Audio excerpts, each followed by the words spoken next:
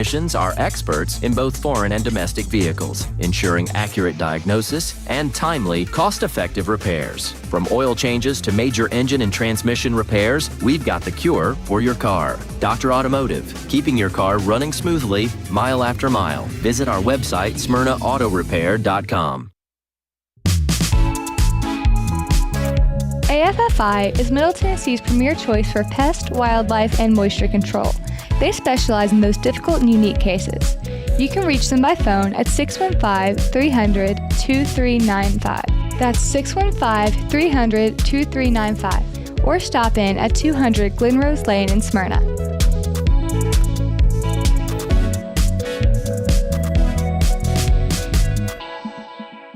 Hi there, my name is Rusty Russ. I, along with my sons, Luke and Reed Russ, sell real estate for Stevens Group in the Middle Tennessee area. We are a team of professionals who have the knowledge of local and regional market, which allows us to offer you a full range of commercial, industrial, residential, and investment real estate services, matching our resources with your needs. You can call us at 615-366-8900 or at my cell 615-406-5553 or email jrustyrust@comcast.net.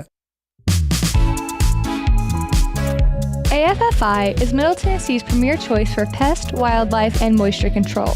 They specialize in those difficult and unique cases. You can reach them by phone at 615-300-2395. That's 615-300-2395. Or stop in at 200 Glenrose Lane in Smyrna.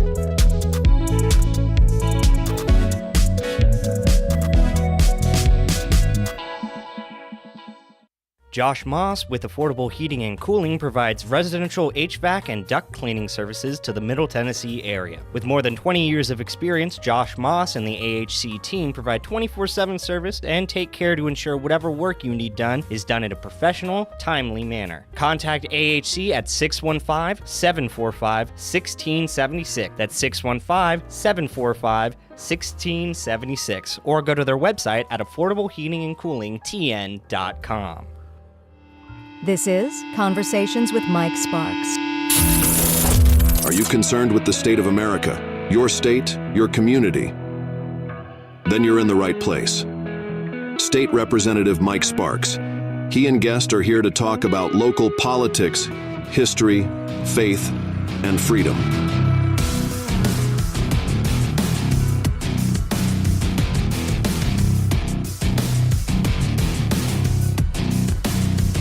All right, Conversation Mike Sparks. I'm your host, Mike Sparks. I was out last week, had Roger Thomas and Jeremy fill in for me, and who else y'all have? Oh, Jenny Williams. Mm-hmm. Jenny Williams. And Marty called in, and yeah, we didn't get fired, so I guess we made it. No, y'all doing good. I was out sick, man. I had that COVID, brother. Yeah. You know? I know, man. That's bad. When you hadn't texted me or called me in a couple of days, I knew something wrong. Yeah, I've had COVID. Yeah, it's not good. I went to the doctor. If anybody needs a good local clinic, that AFC clinic over by Longhorn over in Smyrna by Target across from the hospital, Stonecrest, Dr. Jonathan Head, he took care of me, and I was feeling better, but my wife's like, nah, man, you need to go to the doctor, and had a 100-degree fever, and I know who I caught it from. One of the staffers in Nashville. She's probably listening right now. I ain't gonna say her name, but she used to work for WGNS, and her first name starts with a T. Yeah. Last name starts with a P. And anyway, she's been a great intern. I think she's got some company in from Chicago, but it's all good. Hey, it happens, you know. But man, if you want people to back up, like I just now, y'all want to shake my hands. Hey, man, I'm just going to fist bump you. Y'all backed up real quick. Right away, quick. You know, that's going to be a defense mechanism for me next time. Somebody wants to get all sarcasm. Hey, man, I had COVID the other day. You know, I was at the dump, and guy come walking over to me, and I always, you know, I know those guys. I said, hey, man, I had COVID the other day. Man, he put it in reverse real quick, backed up. At Charles Moses, if anybody goes over to the Smyrna Week Lane Convenience Center, a bunch of good guys over there.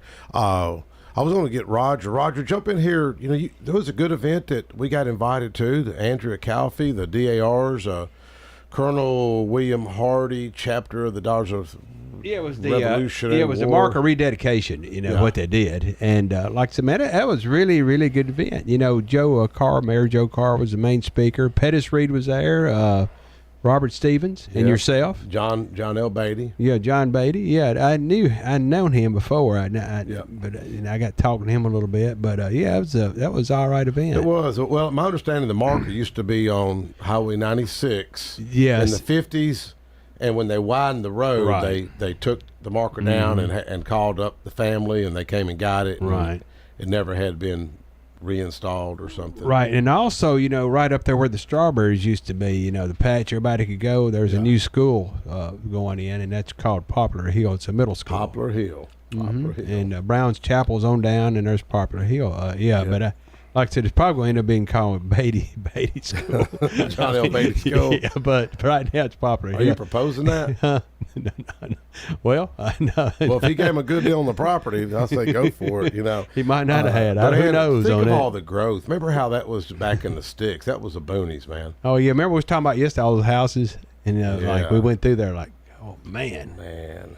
But I'm going to bring this up, Mike, if I can. Yeah. I went to a birthday party a little earlier. It's my aunt. She was 96. Still lives on her own. Dot. Who's listening right now? She's listening right now. Listens, every week. She's 95. 96. Oh, 96. Mm-hmm. She's 96 Tuesday. She's the longest survivor from the old Jefferson community. And like I said, she's the only one we got left. Outside of Smyrna. And I used to be the capital I say capital. County seat. Well, not. It used to be the from 1803 to 1811. It was Murfreesboro. It was kind of what do they call it, the house or something there.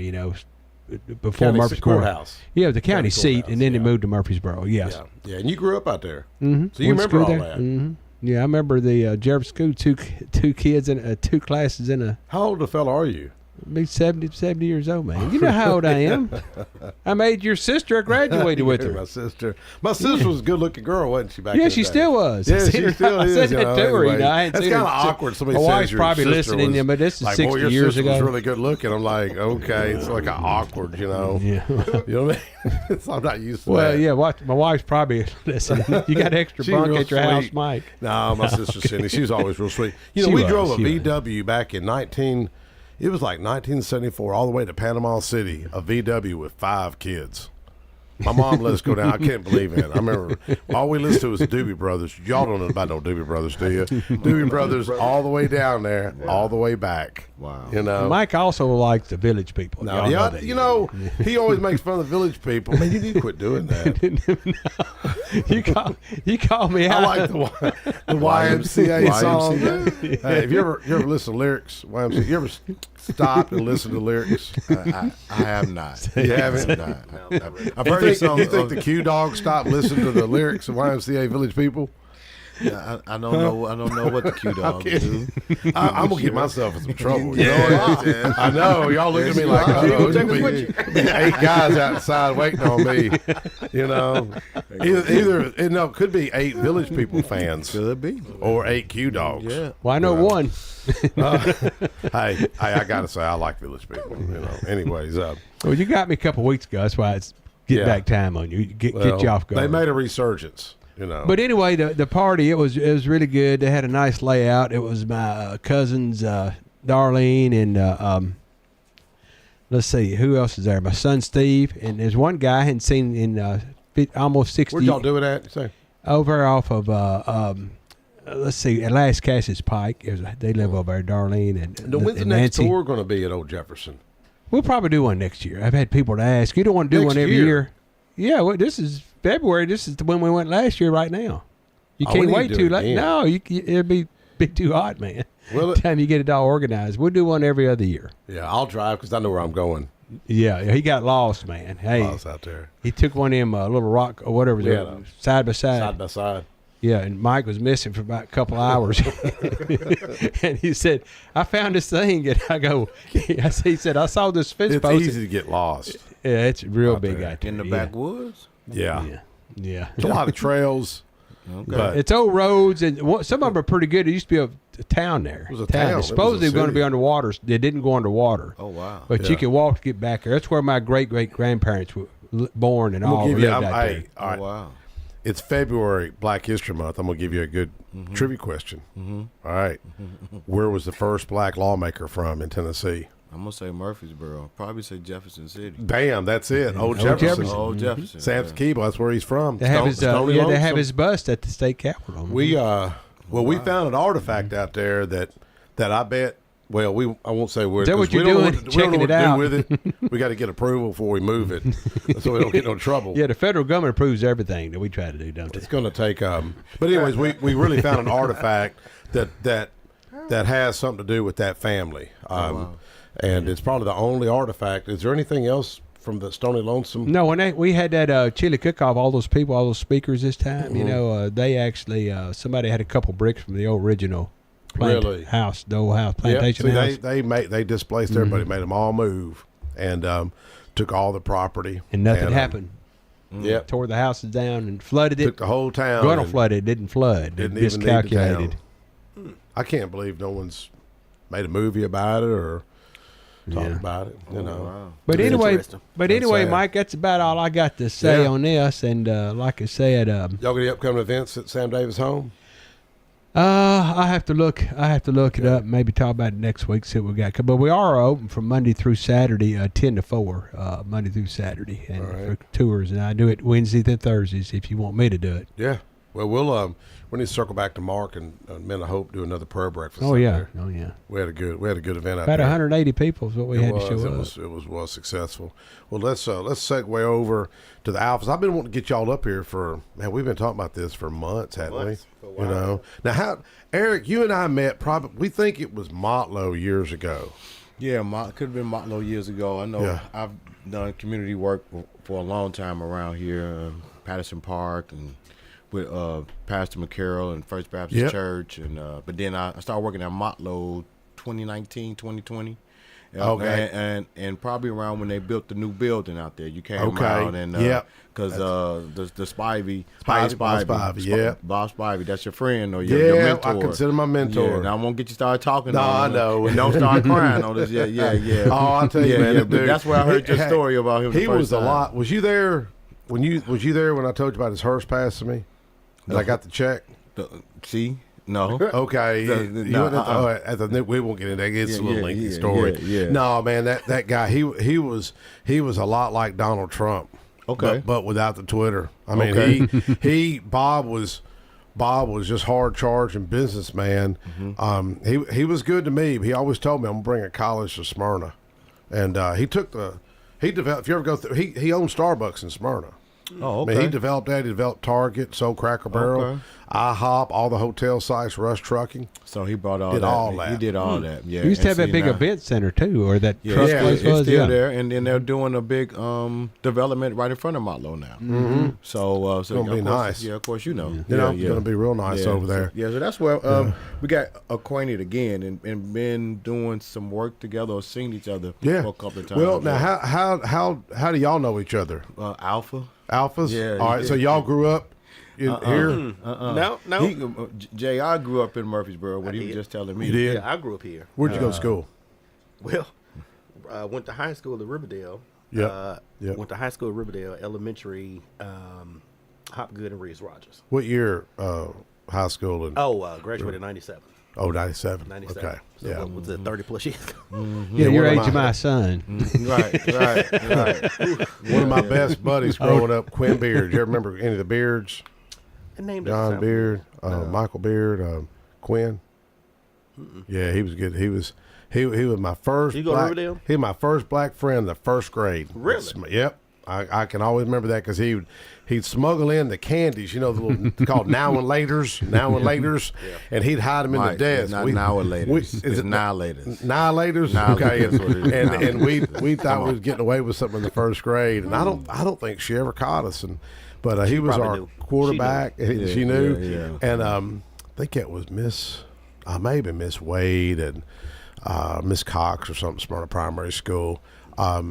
Well, Eric, you helped me when we done that expungement clinic. Yep. Because we want to do another one. In 22. Mm-hmm. Yep. And 22. You've got y'all already working on the date, August. Right. So it'll take place August 16th. August 16th. 25 to be at Patterson Park Community Center, 11 a.m. to 3 p.m. 11 to 3. Correct. Mm-hmm. And you helped me with that one we done at Parkway Baptist. Right. Yep. And I like to think it was successful, but you never know. You know, I think we captured some numbers. We did have some names, but of course, with an expungement clinic, you're not capturing all names. You want to have some things to be confidential. Yeah. People to have some safety to come in, to have their records looked at and things like that. But we did have some people, a lot of people came in and did go and talk to the lawyers because we had some lawyers, I think from either Belmont or Vanderbilt, and then because Marvin helped us put us together. Marvin, my former assistant. You know where he's at now, don't you? Where's University of Memphis Law School? He's at Nashville Law School. He's out of Memphis. Oh, okay. He's now with Office of the Courts. Okay. Oh, he's going to be big time. Okay. Yeah. In Davidson County. Yeah. He's not but 27. You know, and he knocked on probably 4,000 doors for me and him, and man, everybody loved him. Yeah. They liked him better than me. Yeah. That's how it's supposed to be sometimes. I'm serious. Everybody loved him. The only time he had trouble, he got pulled over by the cops. I think I remember you telling me that. He had Memphis. He had Shelby County plates. Well, Mike. Sometimes that happens to us. His Shelby County plates probably cause. Once in a while. Yeah. You know, it was all good. He said the officer was real nice. You know. And, so he helped us put it together, and there was another young man named Brandon Evans that was with us. We had some connections. Yeah, and so so it's the expungement clinic, but then also the job fair that we're trying to. Yeah, we had the judicial bus out there, justice bus, and I think it was a bus about jobs. The black, one of the 3 Department of Labor buses. I think so. Yeah, you know. Yeah. So we have the date. And we're tying up all of those loose ends of different of official partners that are going to be out there for that day. Well, you know, my mother, she passed 2 years ago. She always had a quote that I love. My mom was a strong Christian woman. She'd always say, "You have not because you ask not." And I talked to David Settles earlier. He's coming up to testify on a bill that I've got Tuesday, and I think ironically he mentioned Starbucks. Yeah. Oh man. You know.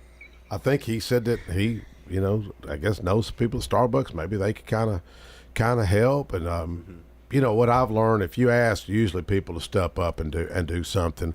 I just hung up from my friend Sherry Jackson with a group called Hugs. Y'all ever heard of Sherry? She's y'all are both believers, right? Yeah, of course. Okay. I mean, I assumed you are.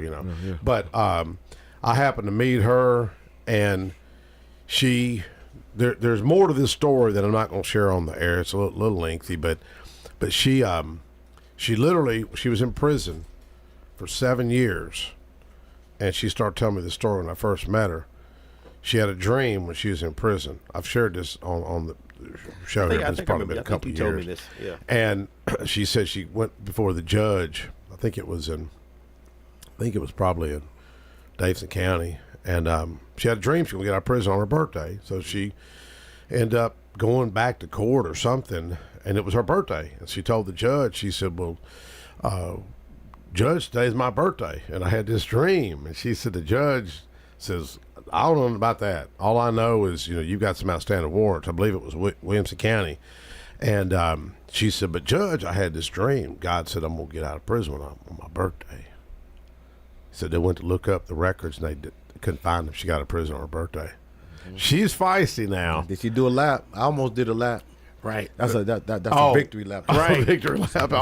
I guarantee you she did. That's a praise them lap. She is so passionate. We did a job fair years ago when I first got elected, and she had, it was Channel 5, Fox 17, all the radio stations there. Station you probably never heard of, 92Q. It's a Nashville radio station, Sissy Brown. Okay. Yeah. Anyways, but it was a good crash. She had about 363 people come through because she counted them all. And all I didn't know how to help her. I wanted to help her. She came to me, and I was able to help her a little bit. She was, want me to sponsor some T-shirts and stuff. And I just gave her a stack of cards, like 25 stacks of cards. Well, God can multiply those things. I'm going to tell you one thing about her. She's passionate because she's been there. And she grew up in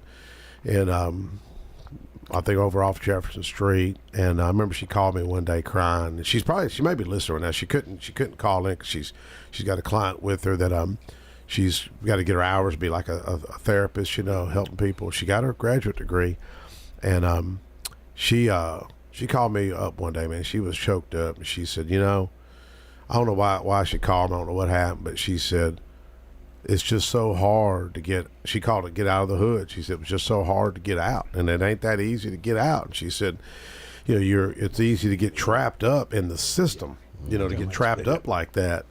But one thing about her, man, she is passionate. She said she'd help us, by the way. Oh, okay. Excellent. Excellent. Yeah. So that does bring me to my next question. So I know we have been talking about the expungement clinic for a couple of months. Mm-hmm. And so I know that we had talked about some of the other state legislatures kind of helping in. Who all are you anticipating to come to help us as well? Man, I wish I could tell you that I got an entourage of 20 solid guys. If I did, I'd be lying to you.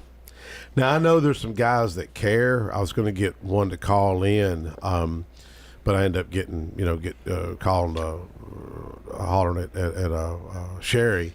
But Jeremy Faison's pretty good out of Cott County, but he's so far away, He's the first one to speak up for Centoya Brown. You ever remember Centoya Brown's situation? Yep. And I was really surprised when he was talking about her, like it was like 10 years ago. Mm-hmm. I can honestly say he was the first lawmaker to start advocating for her, and the governor, I guess, gave her clemency, pardon. I don't know. I should know the difference, but the governor intervened and ended up. I think she ended up with clemency because she was in prison. Okay, so maybe under Haslam. Yeah. I don't know if it was under Haslam or under Bill Lee. I can't remember. But one thing I've learned, man, about life, you got to have an advocate. Mm-hmm. Yep. Got to have somebody that believes in you. Yep. A liaison. I hate to say lobbyist, but But see, if you work it right, you can make this happen yourself, because you just got to, like the Bible says, 3 cords woven together stronger than one. Mm-hmm. You get 3 guys that's on fire, like you two and David Settles and some others, and get about 10 brothers together, man, you could really impact this. And my logic is, if you just help one person turn their life around, it's worth it. You've done your service. That's the goal. Yep.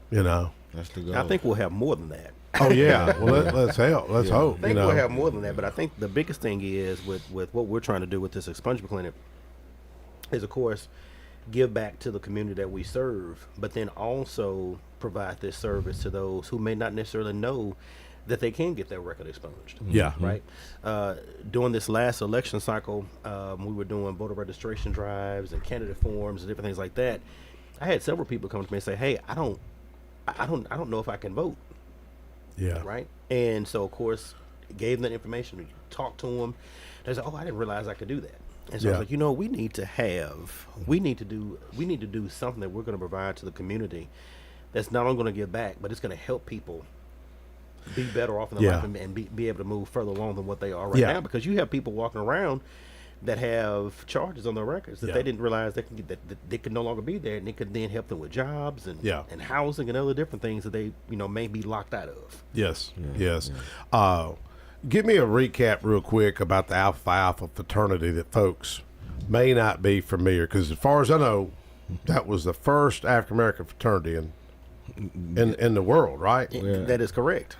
First African American intercollegiate fraternity started in 1906, Cornell University, and so we have chapters all over the world. Of course, our chapter here in Murfreesboro is Omicron Sigma Lambda, DO, as we call ourselves. But there's chapters in Nashville.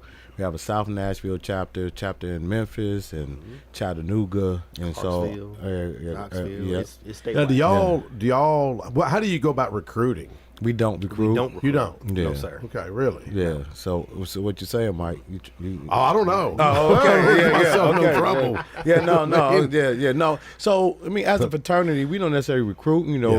If someone wants to be a part of the fraternity, they'll talk to a member, and then there's a process. Yeah. Well, I thought it was interesting. The 7 founders, they were called the Jewels. Okay. Correct. Come on. So what's up with the Jewels? What's going on with the name Jewels? So it's just founders of a Jewels who started the fraternity, and we give homage to those men for you think in 1906 at Cornell University. So think about this. Think about 1906 at Cornell University. Yeah.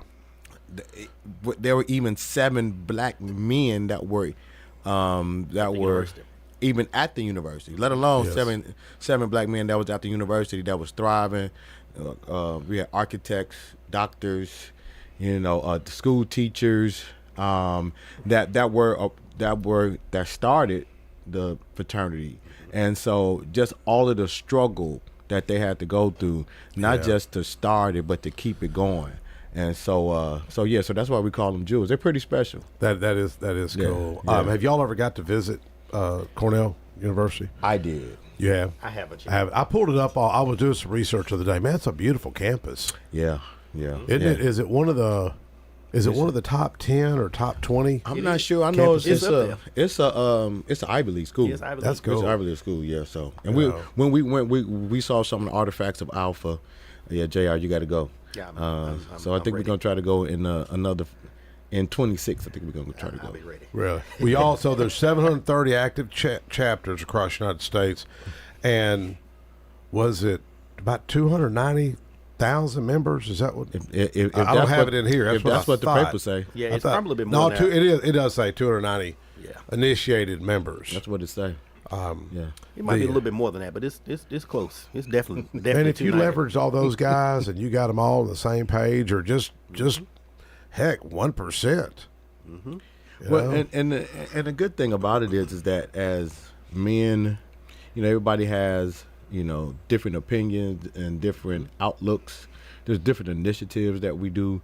So so it's good as far as we can. And of course, you got all them people on one page going in one direction. Yeah. But a lot of times, everybody have different opinions. Yeah. And then we have different. And there's so many different things out there because, what we have 4 programs. We have 4 national programs. Yep. JR, help me out. We have the Boldest People is the Hopeless People. That is correct. We have Project Alpha. And Project Alpha deals with sexual awareness, sexual responsibility. Of course, Boldest People is the Hopeless People. We, educating people about voting. Voter registration. And voter registration. Candidate forms. Yeah. Providing that information to the community that they may or may not have or possibly could have had, but didn't have all the specifics on it. And then we do go to high school, go to college. So there's a big initiative on education, and then My Brother's Keeper is one of our national programs. So we work in those. Well, like this, it said the mission crystallized around quote manly deeds, scholarship, and love for all mankind. And I guess the most famous Alpha was Dr. Martin Luther King Jr. Yeah, he was one of them. And then Thurgood Marshall. You can keep going. Yeah, and keep going. And they keep going. Who was wasn't the guy that was the Atlanta mayor years ago, congressman? His name just not Maynard. Not Andrew. Andrew Jackson. Andrew Young. Andrew Young. That's Andrew Jackson. So he was Alpha Andrew Young. He is an Alpha. Okay. He's still alive. Okay. Oh, is he really? Yeah. I know. He seemed like from what I knew about him, seemed like a solid guy. Well, one thing about you were asking me about other members. I mean, if you personally call people, it's like this DAR event. Andrea Calfee came up to the Capitol about 2 weeks ago, and come by also advocating for veterans. She's with the Veterans Caucus, and she came up. But if you personally come by, or you call people, they'll get involved. Now, Sherry, when I called her, I was kidding her that I had the Q dogs up, and then she was, and so she was bragging on the Q. She sent me a long text, and I was kidding her. I was like, "No, I've got alphas up," and she said, "Well, I don't know that many alphas," and but I think Harold Love Jr. He's an Omega. And then Yusuf Hakeem. Yusuf Hakeem. I'm not sure if you. He's out of Chattanooga. Oh, okay. Yeah, because that story of how I know Yusuf so good. I got him, dude. This is a true story.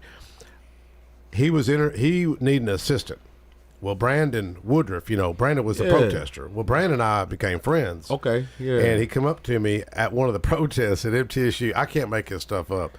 Well, I was talking about history. I was talking about the first black lawmaker, Amazing Grace, written by John Newton, who influenced Great Britain, influenced the lawmaker William Wilberforce to free the slaves. I was talking about all this history and why history matters. And he come up. He was the main HELL raiser of everybody. Okay? Brandon? Yeah. And that's one of our brothers. He come up to me with two other alphas, and he was really he was really polite to me and cool about it. And he goes, Representative, is that why there's a William Wilberforce University, I think in Illinois or Ohio? And he goes, it was created by abolitionists. I said, man, this is why history matters. This is why you need to know your history, study history. He said, can I be intern? And it was just so, I wasn't expecting that question. And I was like, and this is the height of a lot of protests. And I was like, wasn't this around the name of the Bedford Force, all that. So he was a protester about that. Yeah. Well, I was there just making my point that people need to know history, good, the bad, the ugly. We all need to know our history. And I said, well, let me check on this. And I checked with HR, and they let him come up and intern, and everybody loved him. I mean, so everybody gets him mixed up with Marvin. Marvin, my assistant, Brandon came up, and I told him, I said, look, if you're going to be a HELL raiser, I don't think I can say the word on the radio. And I said, you can't be, you're going to be on camera. You can't be breaking no windows, lighting no cars on fire. Don't do that crazy, because you're going to be looking for a job. He goes, I'm not going to do it, Representative. He'd say, Rep. And I said, because one day, young man, you're going to be looking for a job. I said, if you're gonna raise HELL, find a good cause to raise HELL about. I think this is a good reason. This expungement stuff. I promise you, there's nobody lobbying. There's nobody advocating for freedom out there. Now there'll be people. Yeah, we are. Yeah, we're. No, I don't. Now, if you go ask them, people will get involved. But there needs to be a hub. There needs to be, a central guiding post to be reaching out to people, and whether it's James McCarroll Church, maybe it's y'all, maybe it's one guy or a couple of guys that know who to go to, because there's opportunity out there to get your voting rights back. I had a guy that got in trouble when he was 17, 18, Justin Bashir. Justin, he's not going to mind me sharing his name. I had to meet with the governor, meet with probation parole. And they all voted for him to get his felony overturned when he got in trouble when he was 18. But let me tell you, this is where this system is broken. Okay, now I mentioned this in Committee on Finance a week and a half ago with AOC, Office of the Courts. Michelle Long, and I like Michelle, the director. And I said, how's the uniform? It's called the uniform. System. It's pulling all the records together from different counties. Unified court system. I said, how's it coming along? And she says, well, it's taking some work, and they're trying to get this. They're not communicating. And I said, so in other words, it's broken. And everybody just stopped and looked. I said, if something ain't working right, it's broken. Am I right? Yeah. I mean, if this watch ain't working right, malfunction, it's broken. It's not working the way it's supposed to. Yeah, it needs a battery. Okay, it needs to reset. Yeah, and so everybody stopped, and I really like the lady. She's super classy. Plus, it's Marvin's boss's boss. Okay, so I don't want to tick her off, but she knows it's an issue. And I said, this is the thing why this is important. This is a freedom issue. Freedom and liberty, which is the cornerstone of our Constitution. I said, we got a book of lobbyists up here. It's like 80, 90 pages of lobbyists. Name an industry, there's somebody for it. The cereal industry, lobbyist. Road industry, lobbyist. Book publisher, lobbyist. Sneaker manufacturer, large lobbyist, I promise you.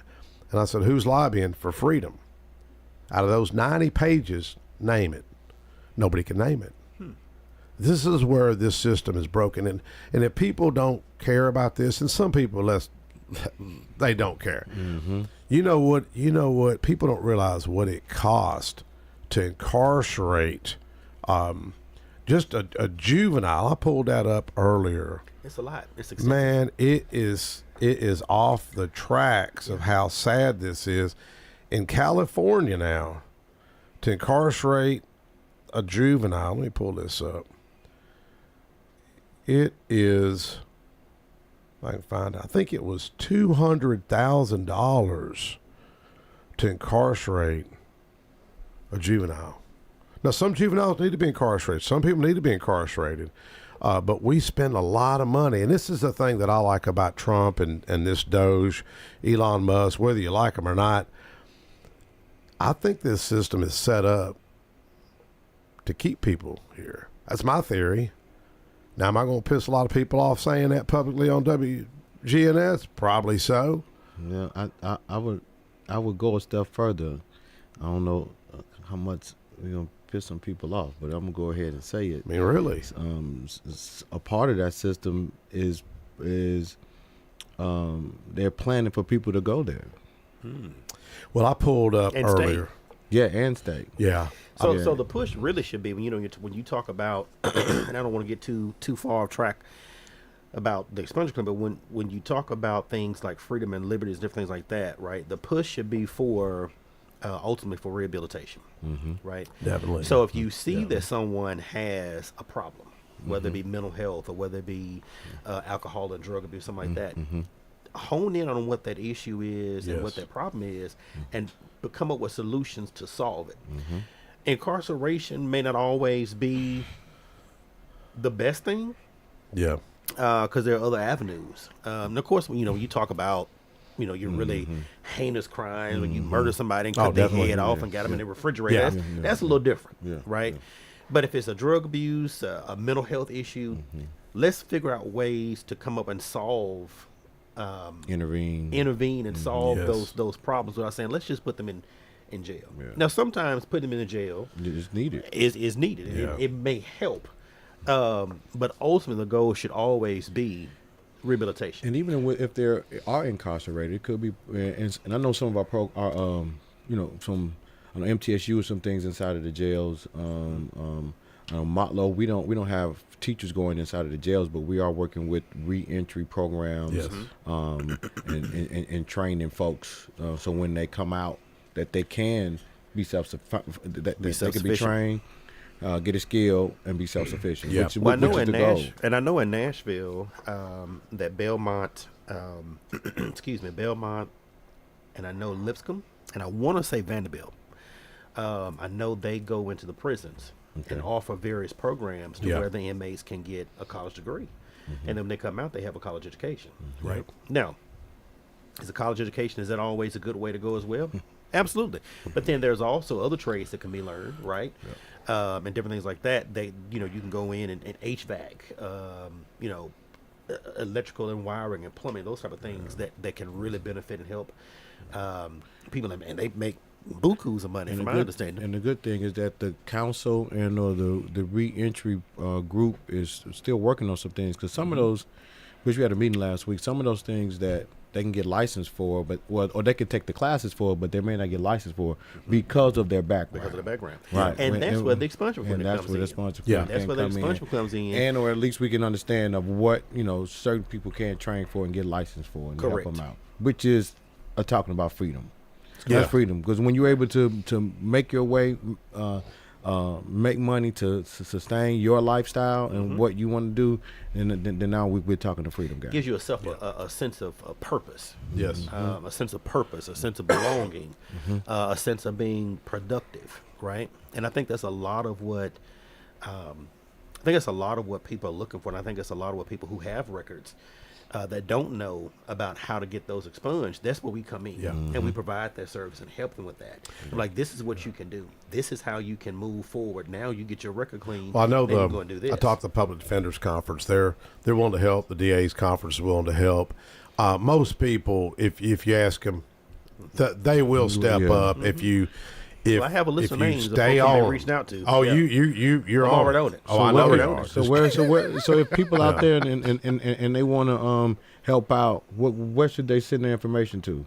I'd either one of y'all to be the hub right now. They can send it to my email. It is jrmarable, MARABLE at Comcast.net. Yeah. So if you want to help us with our expunge clinic that we're having in August, feel free to reach out. At Patterson Park. My telephone number is area code 615-631-3890. We need to get y'all on with Angela Bingham on her show. We were just talking about Miss Bingham. She's a sweetheart. Yeah, and then when we do that, hopefully we'll have some more information, some more things will be solidified, because we're looking to kind of have this like a little fair, a little fest. Maybe have some food trucks out there, maybe one or two. Yeah. Of course, job opportunities. Correct. So we'll get the Department of Labor's bus out there, the Justice bus. We can do that. Give them Tennessee enough Justice notice. Maybe Motlow might have a table out there. Maybe we get TCAT to come out there. Yeah, definitely TCAT. Yeah, Brother Murphy out there. Murphy.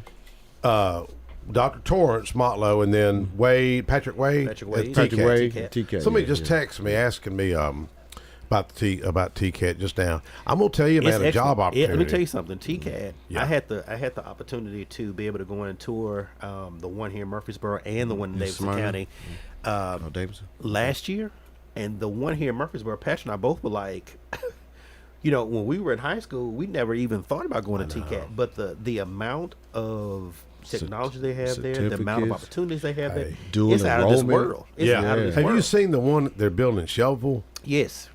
Man, where? Shelbyville. Gonna be in Shelbyville, right? Shelbyville. Right before you get to nearest. I said it right. I'm from Chicago, so I'm sorry. Shelbyville. No, you said it right. Shelbyville. Right. No, you're right. Man, it is so nice. It's right now by Uncle Nearest. It is. Yeah. I was asking Pat Marr, she's the representative for that area, and I was looking over for the MTSU expansion for the airport. We've allocated a lot of funds for that, and I didn't really see anything happen. I look over and I was like, man, look at that.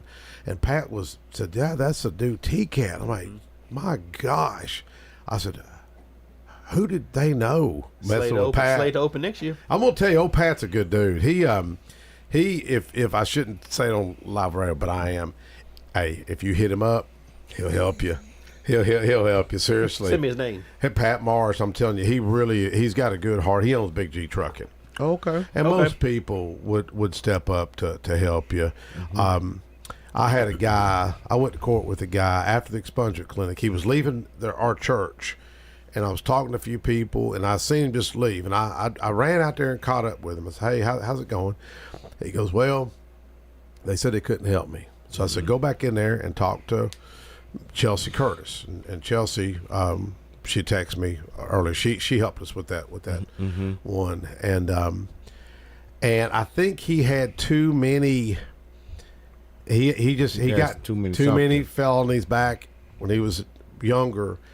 Guy's turned his life around. Owns a farm. Owns a HVAC company. Oh wow! And went to court with him, tried to help him. The judge, I won't say the judge's name. I think a lot of this judge, if he's listening, he's been on the air with me, and I know the judge wanted to help, but certain situations you can't do anything. Yeah. And man, that dude, he got choked up. Him and I were talking, and man, I got to hearing his story. Mm-hmm.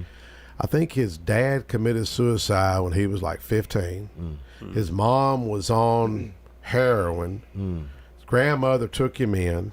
I think they moved to like 4 different states, and and then I look at my own life and think, man, how blessed I was to have a father who was military, who always said, if you ever get arrested, don't call me. I ain't coming after you. Yeah. So I never got caught. Right. You know what I mean? Anyways, I know we didn't get caught. But we all need an advocate. Yeah, absolutely. Who's been y'all's advocate in your life? I would say, just honestly speaking, I mean, growing up, it was always, my grandfather. Your grandfather, yeah. But he laid. Was he military? He was not. It wasn't. But he treated us like we were military. Okay. Right? So he laid that foundation for us. Like, this is how you conduct yourself as a man. This is what you do. Yeah. And that's my cousin and I specifically. That's what we have always lived by, right? Yeah. And so I would say, while I fortunately never got in trouble for anything. Yeah. Otherwise, I would never had the jobs that I had. Yeah. But I would say definitely, him and just family in general. I say, having that family support. So your dad was there growing up? Dad was there. Just having that family support is essential. And even looking at, some of the offenders and inmates that I've worked with over the years, a lot of times that missing component is that family piece. It is. It's that missing. Eric, what about you? Most definitely my dad. Yeah. But is he still around? Oh yeah, my dad 85. I got some northern white beans and some chicken thighs, and some rice and cornbread for him right now. So I leave here. Yeah. Where does he live? He lives in the Blackman area right here. Is he listening right now? Probably not. Well, call him up. Tell him listen in this radio show. I will. But my dad and my brother and I was talking about this just last night. Just all the men that was in our church, from the pastor to the deacons, and where you go? You go to the same church? So I grew up in the church in Chicago, Oakdale Covenant Church. Okay. So that church with all of those deacons, but then First Baptist here with Pastor Carroll, we have a lot of. Oh, you go to First Baptist? Yeah, I go to First Baptist, and y'all didn't make it to Casey Clark's funeral, did you? Y'all know Casey? I did. He used to call in. I did. Oh, he gave everybody HELL. I mean, me and him just became friends. But first day I was on the radio, I said a prayer. I said, because he would wear everybody out, the sheriff. And I mean, if you were the dog catcher, he'd call in and complain. And I was kind of nervous, and I just said, I just claimed in Jesus' name, Lord, you're going to take care of Casey for me. I didn't wish nothing bad on him. I just said, Lord, I don't want no problems with the guy. And we became friends that day. He come in and played music for me. We done 2 Roosevelt school reunions in Smyrna. Yeah. He come in and played music. And his bass guitarist come up to me. Man, I forgot the guy's name. He works at Smyrna Ready Mix. He see me the voting day, and he was hollering my name, and it was about the time the polls shutting down, and Thea Appleton, Casey's sister, was sitting over there because her and I was kind of campaigning, kind of hanging out. And I said, hey, there's Casey's sister. And he told me the story of Casey. Casey didn't think he was being serious. He wanted to learn to play guitar. Well, he knew nothing about guitar. And he said, man, I traded my shotgun in at a pawn shop for a guitar. He said, Casey didn't think I was all in. He said, I told him, he said, look, I'm serious. I want to play. Man, he taught me how to play. And he said he led him to the Lord in a club. Well, sometimes you meet the Lord in the club. You know what I'm saying? You do. You know what I mean? Hey. I just thought that was so cool. Yeah. But you ever heard that song Mississippi Poor Boy by the Cantons? Mm-mm. You don't know? Hey, I'll tell you what we're going to do. Let's take a quick break, and we're going to play that song when we come back. Can we do that, Connor? We can. All right, let's take a quick break. We'll be right back. All right, cool. Josh Moss with Affordable Heating and Cooling provides residential HVAC and duct cleaning services to the Middle Tennessee area. With more than 20 years of experience, Josh Moss and the AHC team provide 24/7 service and take care to ensure whatever work you need done is done in a professional, timely manner. Contact AHC at 615-745-1676. That's 615-745-1676, or go to their website at affordableheatingandcoolingtn.com. Most people know that their insurance can provide them with coverage for the many life's mishaps, but I can help you also unlock discounts, save money, and get benefits with Farmers Insurance policy perks. Whether we're discussing home or auto insurance, I am here to help you understand these great perks. Call me, Mark Lewis, at 615-625-7070 for a quote, and you can get a whole lot of something with Farmers policy perks. We are farmers. Bum, bum, bum, bum, bum, bum. Not available in every state. Only available select Farmers branded policies underwritten by Farmers Truck or Fire Insurance Exchanges or affiliate. Mike and Felicia Sparks, owner of the Vanity Zone Salon, want to invite you to stop in for your next haircut or color. Their stylists Michelle, Tori, Tracy, Brandy, Sarah, and Gail offer the best creative cuts and color for all ages, for men and women. The Vanity Zone is located at 732 Nissan Drive in Smyrna, to the right of the Crystals Restaurant. To look and feel your best, visit the Vanity Zone Salon today. Call 615-355-1721 to book your next appointment.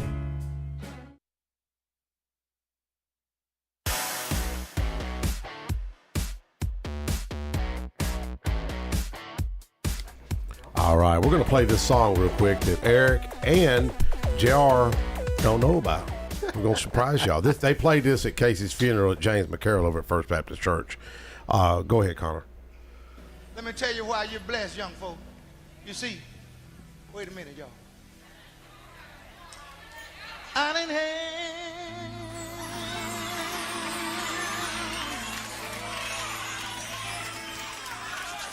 no money.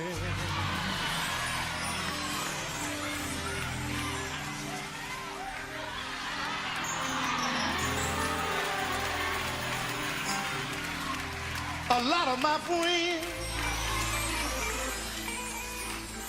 hey, oh, thought that was funny. Yes. But I know we're recording tonight.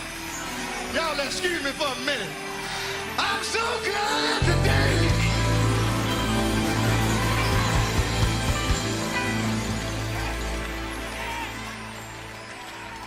How many of you glad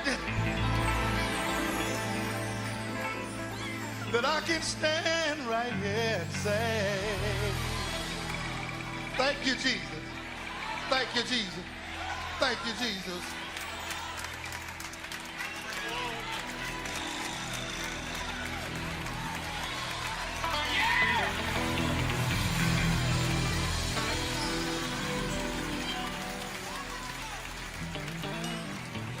There's a love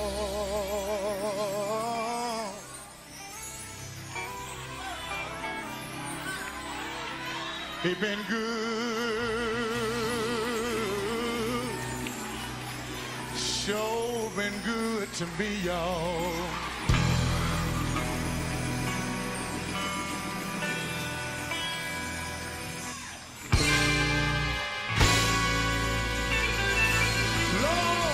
Sitting here looking over my life, Lord. Let me take inventory. Can I take it? Can I take it? 'Cause I know you. I know you. I know you've been good to me, Lord.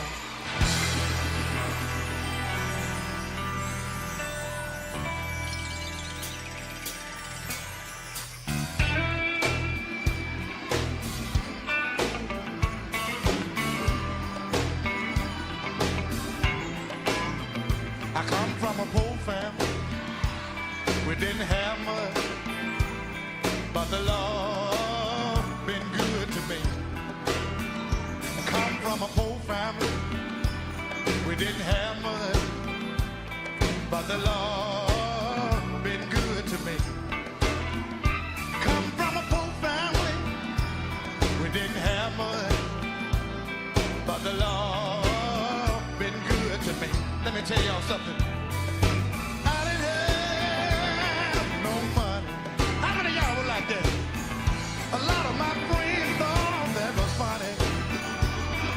But I'm so glad today that I can stand right here and say that the Lord been good to me. Let me tell you one more thing. Listen. I ain't never heard that song. Never heard it. I never heard that song, but I've heard the blues a lot, and they played that as classic. As classic church blues. That's classic. All you gotta do is take it up one more notch, and that's rock at y'all's blues. church right there. Oh wow! And Bart Walker, the owner of the station, it was just there was another white guy there, about 300 people there. And I told Bart, I said, Bart, you ever been to a black funeral? He goes, yeah, I have. And I said, man, we're fixing to get down this place. This is fixing to be a concert, a celebration of life, a funeral. And that was Casey's favorite song. And Casey was a guitarist. Okay. And he once got to play with Jimi Hendrix. And man, I thought the windows may break in that church. It was so I can imagine. loud. I mean, it was awesome. Yeah. And I got to speak and share my story about Casey, and he'd been on the air with me a couple times. And but that song's got some powerful words. I mean, growing up so poor. Most definitely. And like many of our forefathers did. And but jumping back on the expungement clinic and trying to help folks, one thing I've learned, you got to have an advocate in your life who was your grandfather and your dad, and you're fixing to bring him some Northern beans and some chicken. So you made it? My wife did. Oh, did she? I might stop and get me a plate myself. Yeah. You got to take care of him. Yeah. And now I'm his advocate, and my brothers and sisters. So yeah. Yeah, and that's what we need to do now. And as we try to organize this, to bring the people together, so people can get new things off their record, so they can also get jobs and then and have a life, and then maybe even some resources. I'm thinking maybe even like mental health agencies that can show up, and just try to make it so all inclusive. For that particular person. To find it, to get the information off their record, but then also find a job and be sustainable. And I think having it at Patterson Park, because everybody identifies, everybody in Murfreesboro identifies at Patterson Park, and I think having it at Patterson Park is going to be life changing. Yeah. Right. Because you're gonna have that flow of people that's gonna come over there and want to be a part of that, and I think that's gonna be. And it's just gonna be some people that's gonna show up. You know what we do at Patterson? Somebody's gonna come work out, go play basketball. I mean, there's all other things that happens at Patterson that you got that flow of traffic coming. Yeah. I was talking to somebody here a while back, and they're in law enforcement. Folks that know me close know who I'm talking about. And he was a top agent at Quantico, FBI Academy, the number one agent. And we were looking back at life, and I was like, hey, remember that time you done this? You remember that time you done that? Remember that time you done this? And he's like, yeah. I said, man, just think if you'd got caught. And it's just little trivial, stupid, like this kid's acting up. Mm-hmm. And I said, man, you'd have never got called up. He goes, man, I think about it all the time. Mm-hmm. And so a lot of folks just, in my opinion, got, they made a mistake. Oh, yeah. And like I did, I mean, seriously, we were kind of bad kids in a way. We were respectful to elders, but we were drag racing, acting up. And, but, I had somebody, my advocate was Sally Walls, our police chief. She believed in me, but she's an advocate for many folks. And, but you know who Matthew Charles is? He was the one that Trump gave the second chance. Remember Kim Kardashian was advocating for him? Okay. He was in my office a few years ago, and he's now a strong advocate. In fact, remind me, we'll invite him, see if he'll come out. But he had like a 20-something year sentence for selling drugs. And I'm not saying it's okay to sell drugs by no means, but that's about $35,000 in Tennessee to incarcerate somebody. Is there a better way that we can get people on a little bit more of a straight and narrow? Well, and of course, we could be talking about an economic issue, right? Yeah. And so that's probably the way that he was provided. I don't know, man. I don't know. Exactly. And I may know some drug dealers. I may not know them. Yeah. But we're talking about an economic issue. Yes. We're talking about they're trying to feed families and put food on the table. And so what other ways can we teach ourselves to sustain ourselves, but do it legally? Well, we're going to do this. Thank you, JR. Thank you, Eric. Hey, I'm going to say this is going to be the most successful event dealing with this in the history of Tennessee. Let's do it. It's going to happen, brother. Let's do it. Thank you, Connor. Thank you, Jeremy. Thank you, Roger. Thank you for having us on. Anytime. We'll see y'all next week.